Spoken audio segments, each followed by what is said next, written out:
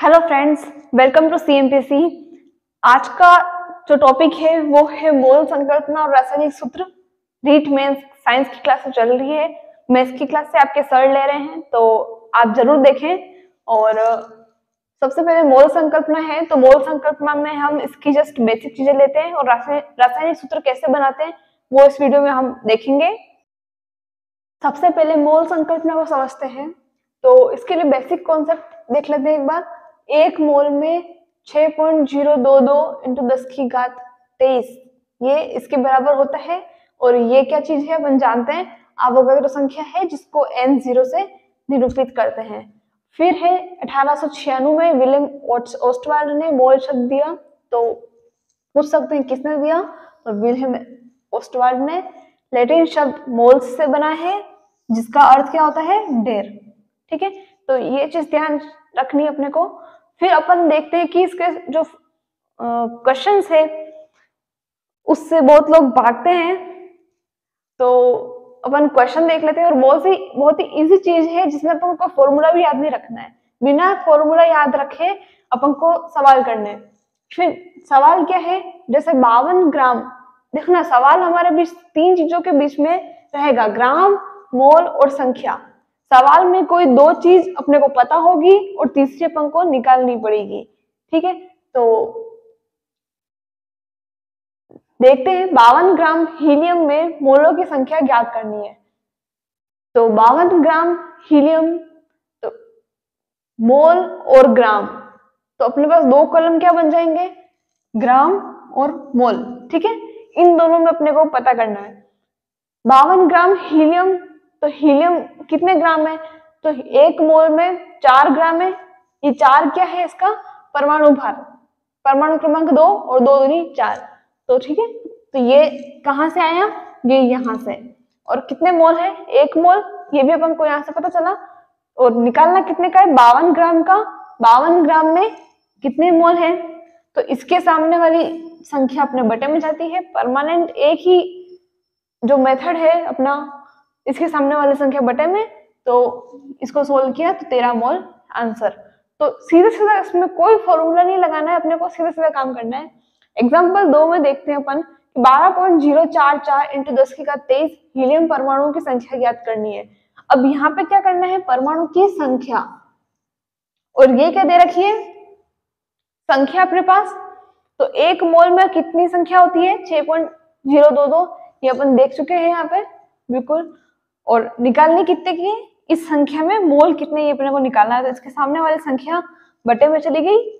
जो निकालना होता है उसके वज्र गुणा में सामने वाली संख्या हमेशा बटे में जाती है। ठीक है, तो ये चीज, इसको सोल्व किया तो 2 मोल आ गया। तो अपने को इससे सिंपल क्वेश्चन, अब ग्राम और मोल में देख लिया, ग्राम और मोल में, फिर मोल और संख्या, इन दोनों में भी देख लिया।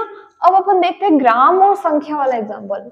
ठीक है, इन दोनों में क्या होगा, 46 ग्राम सोडियम परमाणु में कणों की संख्या का परिकलन करना है। तो ग्राम दे रखा है और संख्या निकालनी है। सोडियम परमाणु सबसे पहले, तो सोडियम में 11 दूना 22 प्लस 1 23, तो ये इसका परमाणु भार। और कितने का है, संख्या अपने पास क्या है, अवोगाद्रो संख्या। अपने को निकालना है 46 ग्राम में कितनी संख्या है, तो इसके सामने वाली संख्या बटे में जाती है, देख सकते हैं। और इसको सोल्व किया तो ये संख्या आ गई। तो अपने पास जस्ट ऐसे सवाल होंगे छोटे छोटे जो फटाफट जिसकी कैलकुलेशन हो जाएगी, और इसमें आपको कोई सूत्र याद नहीं रखना है, आपको सीधे सीधे करना है। तो आप ऐसे सारे सवाल कर सकते हैं। मैं 2 एग्जांपल और ले लेती हूँ इसको रफ करके स्क्रीनशॉट ले सकते हैं।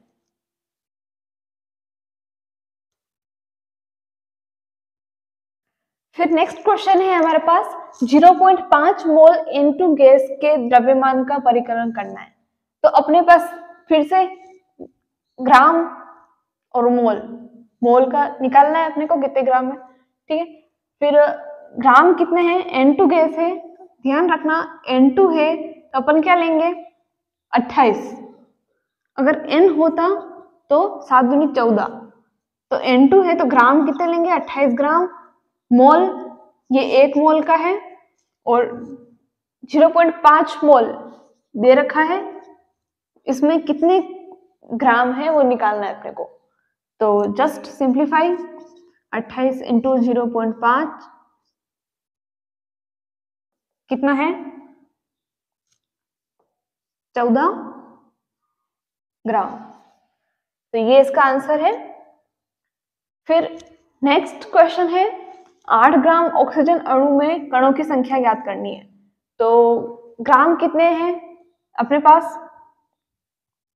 8 ग्राम में तो अपने को निकालना है, और ऑक्सीजन अणु है यहाँ पे भी, मतलब O2 है, तो कितना हो जाएगा? 32 ग्राम दे रखा है।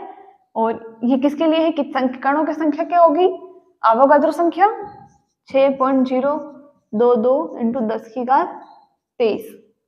जस्ट सिंप्लीफाई, इसके सामने वाला ये बटे में जाता है, तो 8 इंटू 6.022 इंटू 10⁻23 बटा 8।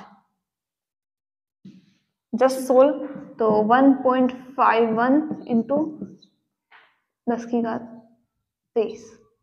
ठीक है, तो जस्ट ये एग्जाम्पल थे। आप और भी बहुत सारे क्वेश्चन कर सकते हैं इसमें कोई आपको फॉर्मूला याद नहीं रखना है, जस्ट एक मेथड याद रखना है जो सब में आपको अप्लाई करना है। ठीक है, अब कुछ रासायनिक सूत्र अपन लेते हैं।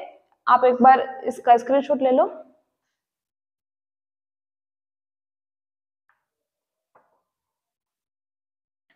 अब नेक्स्ट टॉपिक है रासायनिक सूत्र। तो इसमें है ना 2 चीजें आपको देखनी है, एक तो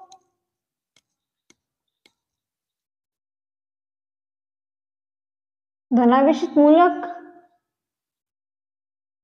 और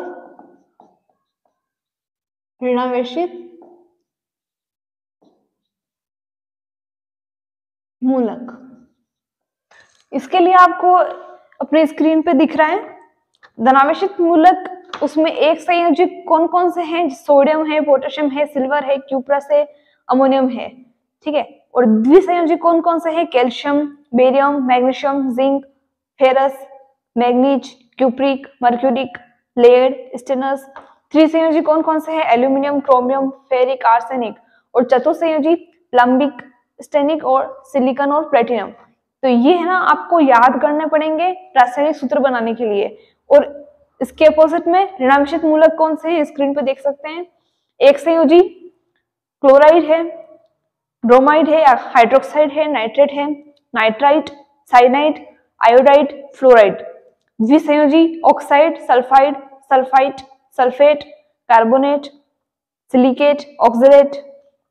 सिलिकेट में ध्यान रखना SiO3 2- है ऊपर।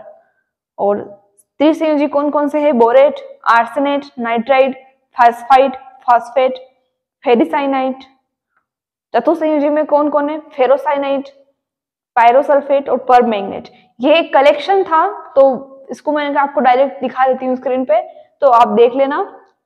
इसमें से ना कुछ चीजें तो आपको पता होगी डायरेक्ट, क्योंकि आप इतना सब करके आए हैं तो आपको पता है, लेकिन कुछ चीजें हैं जो अपन सूत्र बनाते टाइम भूल जाते हैं। तो आपको जो भूल जाए वो अपने नोट्स में लिखें, ज्यादा पूरा इतना लिखने की भी जरूरत नहीं है आपको, और अगर सब लिखना चाहें तो भी लिख सकते हैं, कोई दिक्कत नहीं है। ठीक है, तो अपन इसमें रासायनिक सूत्र बनाना है, तो है ना अपने को क्या करना पड़ेगा वैसे तो आप जानते हैं, बट एक जस्ट एग्जाम्पल के तौर पे बता देती हूँ। अगर पूरी क्लास ले रही हूँ मैं, इसलिए छोटी छोटी चीजें हैं। ठीक है, तो जैसे अगर रासायनिक सूत्र बनाने के लिए अपने को एक धनावेशित चाहिए होता है और एक ऋणावेशित। ठीक है, तो धनावेशित में अगर मैं कौन सा लूं, जैसे Na ले लेती हूँ, Na+, और ऋणावेशित में Cl-। तो इससे और इससे क्या बनेगा? NaCl। ये तो जस्ट एक एग्जाम्पल था। इसका जो धनावेश है वो इसके नीचे आ जाता है, और इसका ऋणावेश है वो इसके नीचे आ जाता है। तो ये सिंपल था, लेकिन अब मैं थोड़ी गात वाला ले लेती हूँ। जैसे कैल्शियम है, कैल्शियम ऑक्साइड जैसे लेते हैं, तो ये भी वैसे 2+ है। कैल्शियम तो 2+, और ऑक्साइड 2-। इससे क्या बनेगा? CaO, क्योंकि दोनों सेम पावर है, ऊपर सेम सेम चकता है। ठीक है, तो है ना अपन डायरेक्ट लिखते नहीं है, ऐसे लिख लेते हैं CaO। लेकिन अगर अलग अलग आवेश है दोनों पे, तो अपन उसके लिए क्या करते हैं? जैसे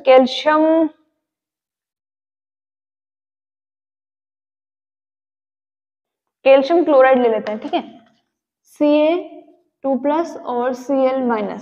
अब यहाँ दोनों में अलग अलग आवेश है, तो क्या बन जाएगा, Ca और Cl ऐसे लिख लेना है।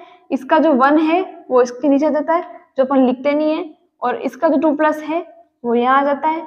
तो ये सूत्र क्या बन गया, CaCl2।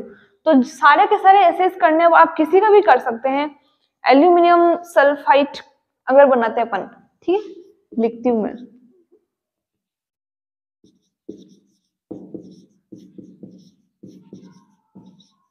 एल्यूमिनियम सल्फाइड, इसका अपन बनाते तो Al पे क्या है 3+, और सल्फाइड पे क्या है SO3 2-। ठीक है, तो इससे सूत्र क्या बन जाएगा अपने, Al और SO3 ऐसे कैसे लिख दो, Al की 3 घात इसके बाहर और इसकी 2 घात इधर, तो Al2SO3 3, ये इसका सूत्र बन गया एल्यूमिनियम सल्फाइड। तो आपको सारे के सारे ऐसे ही बनाने हैं, इसमें से कोई सा भी ले लो, जस्ट एग्जांपल दिया था, ज्यादा टफ नहीं है, आप जानते हैं, लेकिन ऑप्शन में आ जाता है तो अपन गलत कर देते हैं। ठीक है, तो ये था रासायनिक सूत्र, और इसमें सिलेबस में हमारे जो था फर्स्ट टॉपिक वो पूरा हो गया है। तो आज की क्लास कैसी लगी आपको जरूर बताएं, और टेलीग्राम चैनल जरूर ज्वाइन करें उसको, और आपको अगर कोई भी डाउट है तो आप पूछ सकते हैं, डिस्कशन ग्रुप ऑन कर रखा है। तो आज के लिए बस इतना ही, मिलते हैं अगली क्लास में, थैंक यू।